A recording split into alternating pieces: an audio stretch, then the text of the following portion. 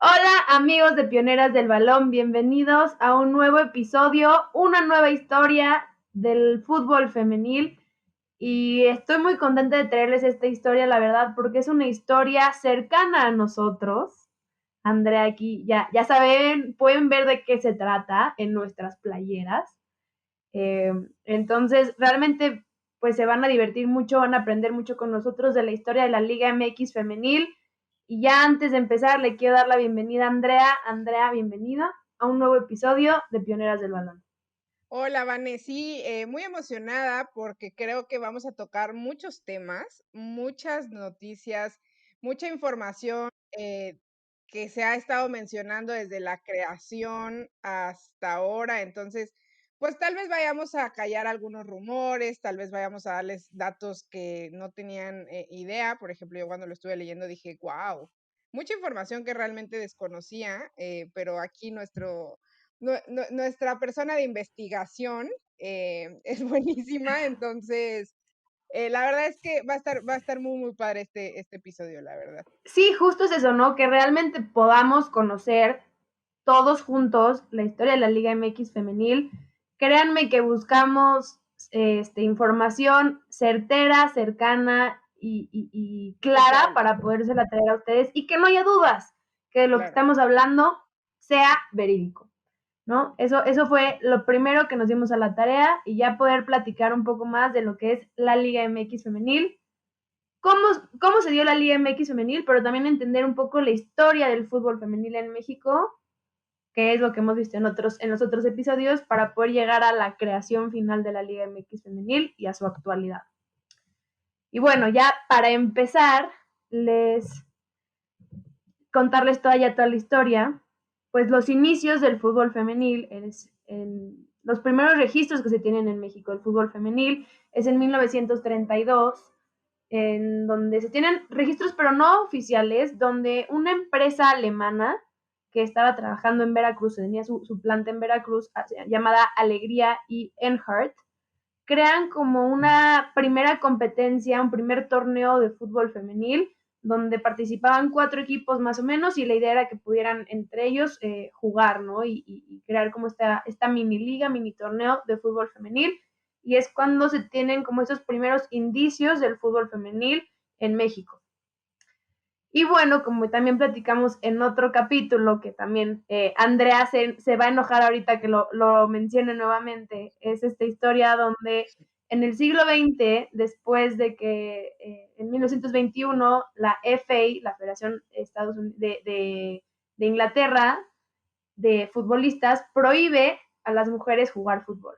Y esto no solo repercute en México, en Inglaterra repercute en México, y aquí Andrea se hace así porque real sí nos pega y nos duele porque esto no solo afectó a esa región, sino afectó realmente al mundo entero del fútbol femenil. Y por eso lo contábamos en un inicio y por eso empezamos también con esa liga, ¿no? Que realmente esa decisión cambió la historia del fútbol femenil a nivel global y a México también le afectó esto. Y bueno, en México, como saben, es un país muy futbolero. Andrea no me dejará mentir. Sumamente futbolero. Pero sumamente futbolero. Y entonces, pues las mujeres seguíamos jugando, seguíamos buscando la manera de poder entretener esta parte.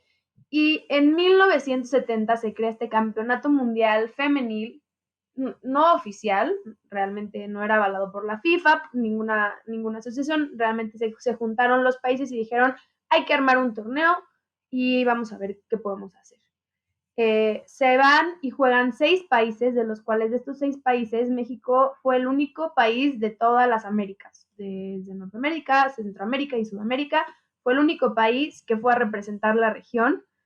Y México, pues tiene una buena participación, le gana 9-0 a Austria, pero lamentablemente en la semifinal pierde contra Italia 2-1 y termina quedando en tercer lugar de este mundial, mundialito, si lo queremos ver así, contra Inglaterra 3-2. Entonces, pues Y sa- México realmente iba entendiendo esta parte y se iba fortaleciendo. Sí, y ¿sabes qué era lo interesante de todo esto? Que pues como dices, ¿no? En México no se jugaba fútbol profesional como tal, o sea, no es como que hubiera selección oficial de fútbol, no tenían entrenamientos, no tenían pues prácticamente nada, ¿no? Entonces nada más iban a buscar futbolistas y de que, hey tú, hey tú, hey tú. Y aprovechando aquí, voy a hacer un aviso parroquial. Hace un año aproximadamente hicimos un congreso que se llamaba Pioneras, precisamente, y en este congreso lo pueden encontrar en YouTube. Hablamos con varias de las futbolistas que jugaron ese mundial, bueno, esas futbolistas que fueron a jugar ese mundial y también las que jugaron el que ahorita Vane les va a platicar. Ya lo que decía, ¿no? Que realmente eran futbolistas que sí jugaban, pero no era profesional, o sea, no era algo que hacían todos los días, o sea, era pues un día sí, al otro entrenaban, al otro no, entonces, pues realmente fue un hito muy importante para el fútbol femenil, porque como dijo Van al inicio, pues somos un país muy futbolero.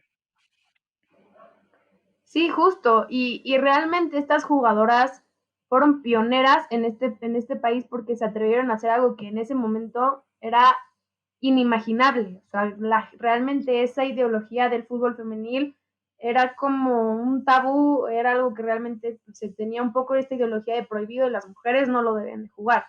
Y ellas, digo, ahorita vamos a mencionar sus nombres, de unas cuantas, pero realmente cambiaron la historia del fútbol femenil y fueron las que empezaron a crear esta historia del fútbol femenil en nuestro país. Como les va muy bien en el Mundial del 70 y pues se crea esta ideología importante, en 1971 se decide hacer el Campeonato Mundial Femenil en México. Se hacen, participan Argentina, Inglaterra, Italia, Francia y Dinamarca, que Dinamarca había sido el campeón de 1970, y se juega en el Jalisco y en el Estadio Azteca. Fueron las dos sedes, estos dos estadios, las dos sedes para ver estos partidos del Mundialito femenino, podríamos decir. El evento fue patrocinado, o sea, imagínense, en 1971 y ya estaba patrocinado, tenía patrocinador a Martini y Rossi, una marca italiana de vino, si no me equivoco, o de alcohol. Carta Blanca, esta cerveza que también es mexicana, Lags y Dieta Fiel. Estos eran los patrocinadores de todo el evento y el evento hasta eso tuvo una mascota que se llamaba Xochitl. Este nombre, si no me equivoco, es náhuatl y pues realmente queriendo crear como toda esta ideología que se tenía un poco de los mundiales varoniles, traerlos a la rama femenil. De las jugadoras que hablamos que realmente fueron las pioneras, de las jugadoras más famosas es Alicia Lapele Vargas, esta jugadora importantísima en el fútbol femenil e histórica. María Eugenia Lapeque Rubio, también histórica. Patricia Hernández, Guadalupe Lacapi Tobar, Elsa Huerta, Irma Chávez, Berta Orduña, Lourdes de la Rosa y Marta Coronado. Fueron unas de las cuantas que estuvieron en este equipo que rompió Esquemas, todo, todo. digamos, el esquema en la ideología.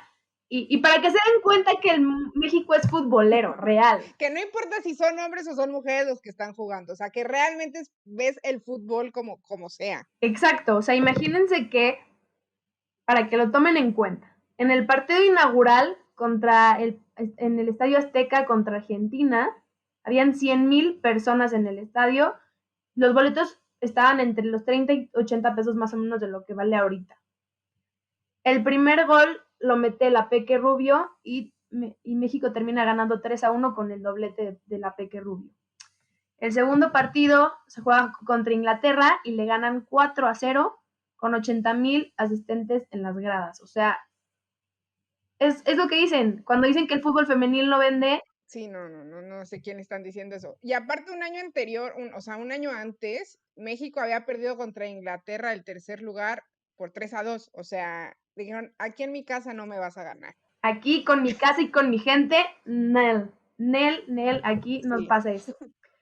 Y después juegan la semifinal contra Italia y la semifinal la ganan 2-1 con goles de Hernández enfrente de 90,000 asistentes.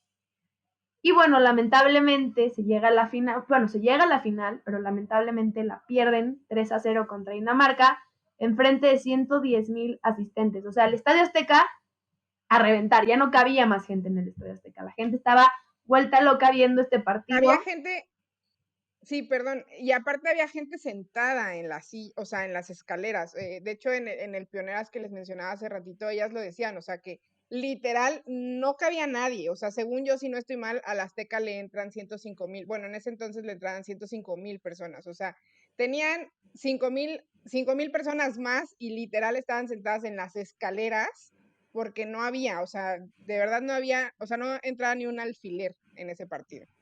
Y, y sí, como dices, ¿no? Yo creo que es importante justo este dato, porque después, futuro después, 50 años después, México rompe récords y es por algo, es porque México siempre ha sido un país que le ha apostado al fútbol y, y el fútbol para mí siempre ha sido algo de unión, ¿no? Que al final el tema de género tiende a ser algo extra, pero realmente ahí te enseñan que si se hace, se quiere, se puede, básicamente. Y bueno, como en todo, hubieron problemas, las jugadoras eran amateur, entonces no podían recibir una compensación económica y realmente fue un problema importante. Luego Dinamarca suele decir que si les pagaban, que no jugaban porque era amateur, etc. Pero realmente fue algo que rompió un poco esa parte, pero al final la historia son de esas pioneras que cambiaron lo que hoy vivimos del fútbol femenino. Y bueno, después de este mundial, lamentablemente pues no se puede repetir y pasan 20 años hasta que se vuelve a jugar un mundial, y digamos ya el primer mundial femenil, que es en 1991.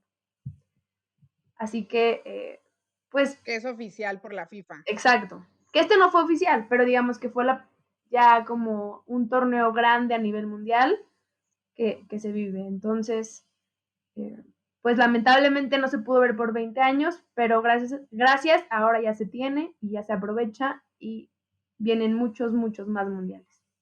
Y bueno, ya en el 1971, para que entiendan también como México era un país futbolero, se tenían más de 1,000 equipos y en 26 entidades federativas de las 32 que existen en México para afiliadas al fútbol femenil, a la Federación Mexicana de Fútbol Femenil.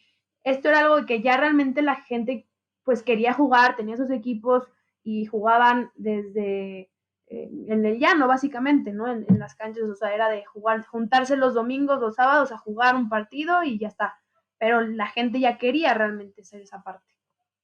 Sí, como dices, ¿no? Y obviamente el mundial vino a ser un boom para que pues muchas personas empezaran pues, a jugar fútbol, muchas mujeres empezaran a jugar fútbol, ¿no? Como dices, más de 1,000 equipos registrados o sea, dentro de la Federación Mexicana, pues es un mundo de equipos alrededor de todo México, ¿no? Y ya, durante 1971 a 1991, realmente no existió ningún esfuerzo para desarrollar o institucionalizar el fútbol femenil en México. Realmente como que, pues sí se tenían pláticas, pero no era algo seguro, ¿sabes? Simplemente era como una plática así en un café de que, sí, veamos el fútbol y después, pero no había como algo muy, muy, muy certero, ¿no? Existía una liga llamada Liga de Cabeza de Juárez, que se creó desde 1971 hasta 1999. Esta liga se jugaba pues en el centro de México, en el Valle de México, y fue realmente ahí en donde se desarrolló y se permitió jugar el fútbol femenil. O sea, fue ahí más o menos, se podría decir que ahí fue donde empezó el fútbol femenil actual en México, ¿no? O sea, es como el inicio del fútbol femenil, ¿no? Ya en los 80s se jugaron los mundialitos femeniles que no fueron oficiales y a México lo invitan a participar en Italia 86, pero en ese mundial no pasó de la primera ronda y al ratito les vamos a dar un dato un poco, Se jugaron. dime. Sí, sí, sí. Y bueno, para complementar un poquito lo que dice Andrea, esos mundialitos se jugaron 6 años, donde México solo participó una vez y pues no pasó a la siguiente ronda. Pero fueron mundialitos muy pequeños que se hicieron en diferentes sedes de los lugares del mundo, pero no fue algo así grande como lo que realmente había sido en los 70s.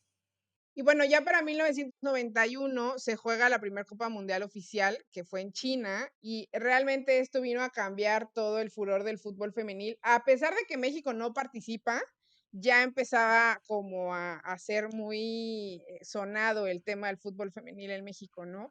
En 1994 se juega la segunda eliminatoria de CONCACAF para llegar al Mundial de 1995 y México pues lastimosamente no clasifica, pero empezaba a verse como un futuro un poco prometedor porque vendría alguien en un futuro a cambiar un poco las cosas en el fútbol femenil. Ya después van a saber de quién estamos hablando. El fútbol rápido eh, tomó un papel muy importante para el fútbol en el país, porque esto fue lo que le abrió las puertas a mujeres, porque era el fútbol que se jugaba más entre mujeres, ¿no? O sea, era un deporte que jugaban un poco más las mujeres y era más fácil de practicar porque ya había instalaciones. Entonces, esto Ya no se facilitó. tenían que preocupar. O sea, ya era Exacto, como lleguen, juegan y ya. exacto. Entonces, como había muchas instalaciones que tenían para jugar el fútbol rápido, esto hizo que fuera un poquito más sencillo para las mujeres de jugarlo, ¿no? Entonces, eso hizo que el fútbol rápido tomara un papel muy importante en el fútbol. Y para 1997 se inaugura el primer centro de capacitación para fútbol femenil en México, que estuvo en Ciudad de México y después también se implementó en Guadalajara, también se implementó en Monterrey y también se implementó en Cancún. Entonces ya empezaba a darse la importancia al fútbol femenil, tal vez en una menor medida, pero ya empezaba, si seguimos con la teoría de las casas, con esta metáfora de las casas, ya se estaba empezando a poner los cimientos, unos cimientos extraños, pero ya empezaban a ponerse cimientos dentro de esto llamado fútbol femenil en México, ¿no? Ya empezaba a aparecer un poco de ladrillos por ahí, que realmente se esté creando ya esta ideología de que el fútbol femenil pues tiene que estar subsentado, ¿no? Y puede ser por la federación, por gobierno, pero realmente era algo que ya estaba buscando impulsar. Sí, y también en 1997 se juega un torneo nacional en Cancún, Quintana Roo, y entonces, como dijimos, ¿no? Como que ya empezaba a haber más competencia a nivel nacional, ¿no? En Sí, 1998, el nivel, era el nivel era amateur, pero ya se empezaba a existir un poco de competencia que antes realmente no existía. sí, total. Y ya en 1998 México juega las eliminatorias de la CONCACAF. En esas eliminatorias queda en segundo lugar. Estados Unidos no jugó estas eliminatorias y con esto clasifican al primer mundial femenil en la historia de México. Entonces esto fue un boom porque era el primer mundial considerado por la FIFA oficial, ¿no? Entonces realmente fue un paso muy importante para el fútbol. En este equipo jugaban Andrea Rodebau, Mónica Vergara, Marigol, entre otras muchos futbolistas que realmente Equipazo. sabemos, sí, actualmente sabemos pues el nombre de todas estas, ¿no? Realmente son personas que han venido a cambiar el fútbol en México, son pioneras literal del fútbol en México. Y en este año es cuando Leo Cuellar se incorpora al proyecto del fútbol femenil, ¿no? Este Leo Cuellar que ha estado sonando mucho en estas últimas semanas. Aquí es cuando él entra y empieza a darse cuenta de cuáles eran los problemas que existían en ese momento del fútbol femenil. Sí, y realmente llega a tomar el proyecto y lo toma por mucho tiempo. Y a veces se le puede criticar muchas cosas, pero yo creo que Leo Cuellar realmente impulsó y estructuró el fútbol femenil de la mejor forma con lo que se tenía en ese momento, porque no había mucho con qué trabajar. Y eso era también una de las razones por la cual en el futuro se crea la liga. Y mucho se le debe a Cuellar de poder tener al menos unas estructuras femeniles junto con la federación para poder ir implementando el fútbol femenil y que el fútbol femenil vaya creciendo. Y todo esto empieza en 1998 cuando él se incorpora al proyecto. Y bueno, como ya dijo Vane, ¿no? Leo Cuellar es este personaje que realmente ha sido muy importante para el fútbol actual y el pasado, ¿no? Realmente fue alguien muy importante. Pero a pesar de eso, también estuvo metido en ciertas controversias porque pues llamaba a muchas mexicoamericanas, ¿no? Llamaba a muchas jugadoras que jugaban pues en Estados Unidos, y pues eso como que a mucha gente no le gustaba, porque pues pues no son mexicanas, pero esto se debía a la falta de desarrollo en México, ¿no? No había ligas que tal vez te puedan dar futbolistas que ya estaban jugando a un nivel un poco más profesional, que si bien no era profesional, pero no eran amateurs como tal, no eran como ligas que estaban en crecimiento. Entonces, llama a varias futbolistas, varias de ellas, una de ellas Andrea Rodebau, eh, y tenía a 11 futbolistas de Estados Unidos y a 9 mexicanas. Y pues obviamente él decía que esto era por la falta de una liga, ¿no? Entonces se tenía que recurrir a este tipo de situaciones. Para 1999, México clasifica por primera vez a un mundial. Este mundial fue en Atlanta, muy contentos. Y pues realmente este fue el primer mundial que o sea, partió absolutamente todo en el fútbol femenil en el mundo, ¿no? Sí, si Fue se el que ya acuerdan hablamos en el... si se acuerdan de lo que platicamos en los episodios pasados de la NWSL, este mundial cambia realmente la ideología del mundo sobre el fútbol femenil, en especial en Estados Unidos, pero eso ya saben que se vuelve un eco, ¿no? Y realmente esto fue muy importante también para el fútbol mexicano. Sí, en ese mundial México juega contra Brasil, contra Alemania y contra Italia y no logró pasar a la siguiente ronda, perdió todos sus partidos lastimosamente, pero bueno, las cosas se ven que viene el mejor, ¿verdad? Entonces no nos pongamos tristes, eso quedó en el pasado. Y bueno, en 1998 hay que destacar que ya habían más de 8,000 mujeres que practicaban el fútbol femenil en alguna de las 60 ligas, digamos, amateurs, afiliadas ya a la Federación Mexicana, en donde de esas habían 22 asociaciones en la República Mexicana y contaban 19 entidades, o sea, los estados que realmente se estaba jugando, ¿no? Que era Baja California Norte, Sur, Campeche, Chihuahua, Colima, DF, Estado de México, Guerrero, Guanajuato, Michoacán, Nayarit, Nuevo León, Quintana Roo, San Luis Potosí, Sinaloa, Tamaulipas, Veracruz, Yucatán y Zacatecas. Aparte de eso, también habían 2 universidades federales que estaban participando en el desarrollo del fútbol femenil y eran el Instituto Politécnico Nacional y la UNAM. Ahí las jugadoras recibían una beca de 3,000 pesos mensuales y esto era la manera de que pues cubrieran, ¿no?, los gastos de estas jugadoras que estaban siendo parte del tricolor femenil de México. Pero pues sabíamos que no contaban con mucho, como hoy se cuenta, ¿no? No se tenía una ginecóloga, masajistas, cuerpo médico, asistentes técnicos, no se tenía esa parte, era nada más básicamente Leo Cuellar y sus jugadoras. Y También sus es importante pupilas. recalcar que justo en ese año, Andrea Rodebau crea la academia que se llama Andrea Soccer, esta academia especializada en el fútbol femenil, porque ella misma decía, es que hay una necesidad de crear el fútbol femenil, crear esos espacios de desarrollo del fútbol femenil que no se tenía en ese entonces. Entonces, ella buscó esta manera, a pesar de que ella solo estuvo participando en ese proyecto durante 2 años, pero fue esta escuela que pues siguió por muchos años y sigue teniendo un nombre importante en el mundo amateur del fútbol femenil.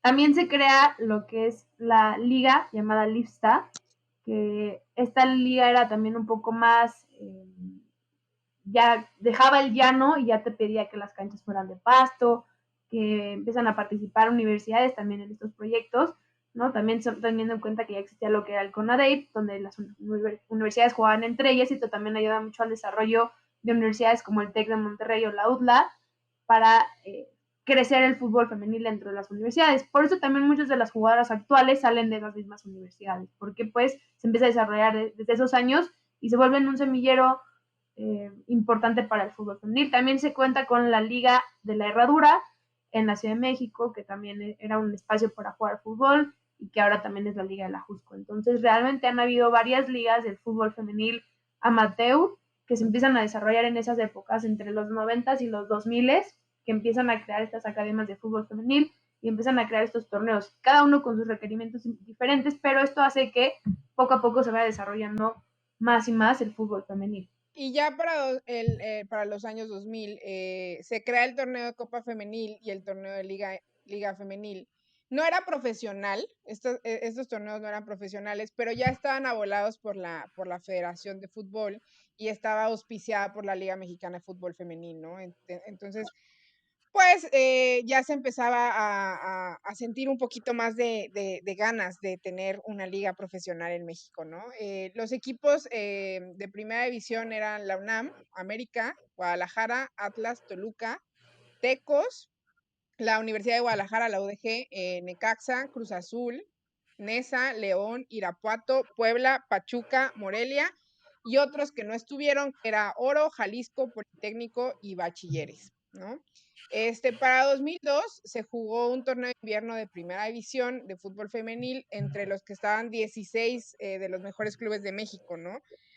Pero por la participación geográfica era muy limitado, ¿no? Entonces estaban las escuadras del Estado de México, aparte las del DF, ahora Ciudad de México y Morelos. Este torneo era parte del evento de la Liga Nacional de Clubes de Fútbol Femenil AC y había aproximadamente 1,200 jugadoras registradas. O sea, se puede notar que desde los 70s hasta ahorita ha habido muchísimas mujeres jugando fútbol. O sea, a pesar de que nos lo quitaron, había muchísimas mujeres jugando fútbol. Sí, justo como dice Andrea, realmente el fútbol se empieza a crear y se empieza a crear en el mundo amateur, pero se empieza a desarrollar esta parte donde se empieza a buscar la manera de poder encontrar cómo jugarlo. En el 98, después de que toma las riendas Cuellar del equipo femenil, busca crear un proyecto importante en selecciones y ahí es donde jala a una jugadora que es Marigol Domínguez. Esta jugadora histórica, pionera del fútbol femenil realmente, que sale de Chalco, del Estado de México, y en el 2002, por esta tendencia, ¿no?, de buscar más allá, porque porque no tenía esos espacios, se va a Estados Unidos a jugar a la W League de USA, que si se acuerdan en el episodio pasado hablamos de esa liga, es una liga de División 2 en ese momento, y se va a jugar con el Kansas City Mystics. Este equipo, pues realmente Marigol la rompe, ¿no? Como lo dice su nombre, mete 17 goles en su primer torneo y es la MVP. Y justo Marigol, buscando estas alternativas, es porque ella en México, cuando se va, no tenía espacios. Ella tenía que jugar en México, en ligas de hombres, jugando como si fuera hombre. O sea, ella jugaba con el nombre de Mario y así la registraban para que pudiera jugar en esa liga. Entonces Marigol realmente fue pionera porque dijo, quiero jugar a como de lugar, y lo logró. En el 2004, México clasifica a sus primeras Olimpiadas en Atenas 2004, que de hecho son las únicas Olimpiadas que México ha logrado participar. Y obviamente todo esto bajo el mando de Leo Cuellar con este proyecto que estaban trayendo. La estrella, pues, del torneo fue Marigol, definitivamente, y pues sabemos que las Olimpiadas se juegan en el 2004, pero no se permitía a las mujeres jugar hasta 1996. Terminan las Olimpiadas y Marigol, pues, después de tener un gran torneo con la selección mexicana, invitan a Marigol a jugar al Celaya de México varonil, pero la FIFA intervinió y no lo permitió, dijo que se tiene que dividir lo varonil con lo femenil y no le permitió a Marigol jugar en Celaya. Para el 2005, Marigol emigra y le invitan a uno de los equipos más importantes a nivel internacional, que es el Barcelona. Y después del gran torneo que tiene con el Barcelona, es nombrada la sexta mejor jugadora de la FIFA. Entonces ahí estamos entendiendo que el talento en México existía. Se tenía que encontrar, buscar la manera de desarrollar, y en ese momento no se tenía un espacio como tal, pero Marigol a toda costa lo logró. Después aparece otro personaje muy importante en nuestro fútbol que se llama Charlín Corral. Charlín Corral, esta jugadora que, bueno, ha estado en todos lados, pero ella se vuelve y la nombran promesa del fútbol por parte de la FIFA, y es esto, ¿no? Se empieza a encontrar un poco a poco el talento de femenil, y bueno, Charlín tiene toda una historia, ya hablaremos de ella, espero, en algún capítulo de Pioneras, más a detalle, pero Charlín realmente de joven se fue a Estados Unidos, después se fue a España y pues ahora está en el Atlético de Madrid. En el 2007 se crea lo que es la Liga Mexicana de Fútbol Femenil o la Superliga. Esta liga que era realmente la manera de buscar impulsar el fútbol femenil en México.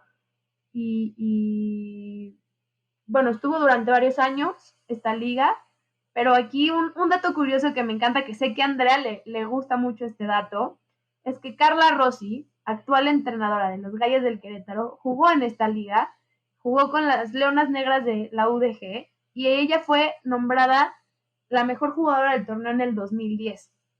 Así que de ahí se puede ver el talento, ¿no? De dónde vienen las jugadoras o personajes que vemos hoy en día en el fútbol femenil. Es de esta parte, de jugadoras que buscaban espacios pequeños que se les iban presentando y de ahí fueron saliendo y hoy tenemos a una de las mejores entrenadoras de la Liga MX femenil. Sí, y nada más Y bueno, obviamente también se crean más centros de formación.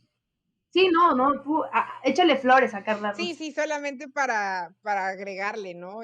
Como dices, ¿no? O sea, no solamente es porque sea Carla Rossi, sino las figuras que actualmente están ahorita en la liga son personas que ya habían estado y tal vez no habían tenido esta oportunidad de tener un fútbol profesional como tal, pero el talento existía. Literal, hay talento, solamente falta apoyarlo, ¿no? Literal. Como dijo Andrea, hay talento, pero hace falta apoyarlo. Y eso era Sí. básicamente los 2000. Los 2000 hasta los 2016, básicamente. Eh, y bueno, también se tenían, ¿no? Los torneos de CONADE y PIDE-CONADE, torneos importantes que realmente impulsaron el desarrollo. Y es donde el TEC de Monterrey crece, que es como ya les comentamos anteriormente. En 2010, México logra clasificar al Mundial de Alemania 2011 después de quedar segundo en el campeonato de la CONCACAF. Le ganó a Estados Unidos la semifinal 2-1 con gol de Marigol Ibero Pérez, que actualmente juega en el América, y pierden la final contra Canadá. Y déjenme les digo, hay una entrevista que le hacen a, si no estoy mal, a Megan Rapinoe, y ella menciona que una de las derrotas que más le ha dolido es la que pierde contra México, o sea, este partido que es el que pierden contra México. Ella menciona ¿Sabes que ha quién sido una de también las... dice esto? Dime, Alex ¿quién? Morgan. Alex Morgan también dijo que sus peores derrotas que han vivido en selección ha sido esta contra México. Y no sé si es el orgullo que me da.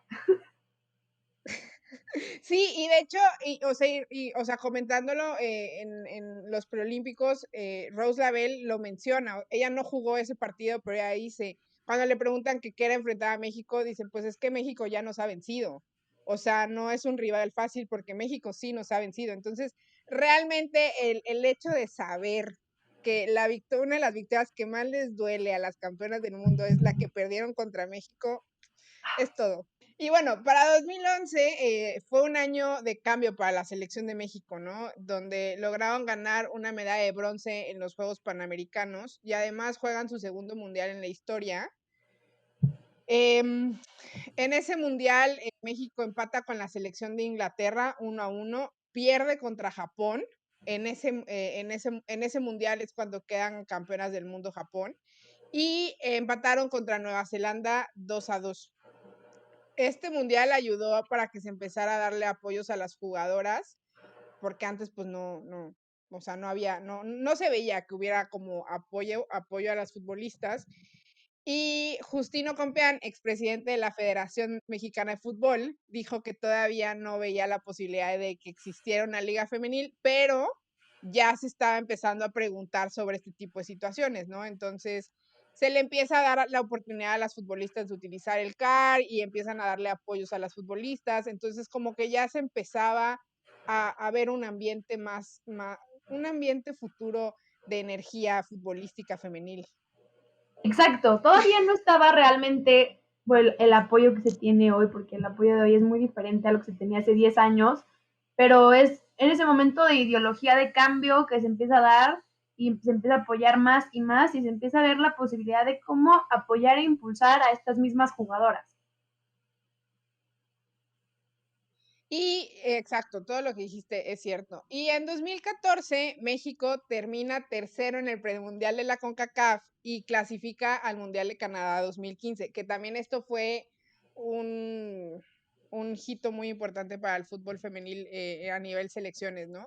Bajo el mando de Cuellar, obviamente se notaba ya el crecimiento, se notaba ya que realmente el trabajo que venía haciendo desde 1998 a la fecha era algo, a pesar de que no se contaba con una liga profesional, empezaban a salir cosas importantes, ¿no? Se empezaba a ver que había talento, se empezaba a creer en este futuro proyecto del fútbol femenil y que se le podía competir a selecciones de mayor envergadura, ¿no? En ese mismo año, la federación con Lucía Mijares, la directora de desarrollo del deporte en la Federación Mexicana, Memo Cantú y Decio de María, ya estaban buscando la posibilidad de crear una liga profesional en México. O sea, para 2014 ya se estaba empezando a platicar, ya empezó todo estas juntas de, oye, ¿cómo podemos hacer realidad una liga profesional en México?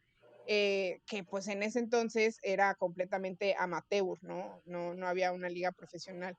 Entonces, México tenía una estructura de categorías de selección muy sólida. O sea, tenía la categoría sub-20, tenía la categoría sub-17 y tenía la categoría sub-15, pero, y obviamente esto les ayudaba a crear futbolistas, pero pasaba lo que pasó en los episodios pasados que habíamos hablado, no había en dónde materializarla. O sea, se tenía el talento, pero no se tenía ese semillero para seguir creciendo y hacerlas profesionales, porque una cosa es jugar de manera amateur y otra muy diferente es ya jugar a nivel profesional, o sea, profesionalizarlo. Sí, justo como lo dices, o sea, realmente no había donde las jugadoras tuvieran una estructura. Llegaban realmente a entrenar a la selección, se preparaban para el torneo 2-3 semanas antes, tenían que ponerse a punto y de ahí partían, ¿no? Y no había un proceso que seguir, donde las jugadoras pudieran ser parte de eso, esa ideología, y eso también le costaba a la femenil para también poder conseguir más jugadoras en cada y seguir un proceso, ¿no? Que realmente era lo más importante, crear una estructura de fútbol femenil para traer esas jugadoras a selección. Sí, y bueno, ya México juega el Mundial de Canadá 2015. En ese Mundial empatan contra Colombia a unos, pierde contra Inglaterra 2-1 y después pierde contra Francia 5-0. Y hasta el momento, hasta la fecha, México no ha podido conseguir una sola victoria en un Mundial, así que esperemos que 2023 sea una historia diferente. Después de ese mundial, se va Leo Cuellar de la selección en 2016, dice, ya me voy. Es un momento, yo creo, importante porque Leo Cuellar fue ese creador y desarrolló muchas jugadoras que vemos hoy en día del fútbol femenil. Es gracias a el trabajo que se hizo con Leo Cuellar en federación, pero pues en el 2016, después de resultados un poco adversos y también la federación ya buscando un poco crear una liga de fútbol femenil y viendo la manera de lograrlo, le dicen a Cuellar que pues muchas gracias y que para la próxima. Y bueno, para ya no quitarles más tiempo a todos, esperamos que les haya gustado esta primera parte de la historia del fútbol femenil. Se viene una segunda parte muy interesante, ya realmente cómo fue que se materializó la liga, cómo se empezó a hacer, cuáles son las adversidades y las oportunidades que ha tenido la liga que ha creado, que son inmensas. Así que, Andrea, te agradezco de estar conmigo hoy en Pioneras del Balón nuevamente para contar esta bella historia del fútbol femenil en México. Gracias, Vane. La verdad es que este es un episodio que me emociona mucho porque estamos contando una historia actual, ¿sabes? Porque sabemos que realmente tiene muy pocos años y el ver el crecimiento que se ha tenido en tan pocos años es algo que me emociona y me inspira a seguir creciendo, a seguir creyendo que vamos a seguir creciendo y que vamos por buen camino. Entonces, pues gracias a ti. Espero que a ustedes les haya gustado y pues nos escuchamos la próxima semana. Nos escuchamos la próxima semana para escuchar la parte 2 de la historia del fútbol femenino de México y la Liga MX. Gracias, soy Vanessa Bye. Yorham, Andrea Sierra y nos vemos la próxima semana. Bye.